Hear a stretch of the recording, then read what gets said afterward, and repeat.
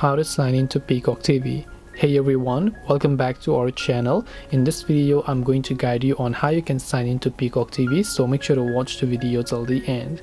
Now if you want to basically sign into Peacock TV, all you have to do is open up the Peacock TV application over here. If you have not created an account, you can tap on pick up line option to create your account. If you already have an account, you can just tap the sign in option located at the top of the screen. All you have to do is make sure to enter the email address that is associated with your Peacock TV account. Then all you have to do again is make sure to enter your password. If your details are correct, you'll be successfully signed in.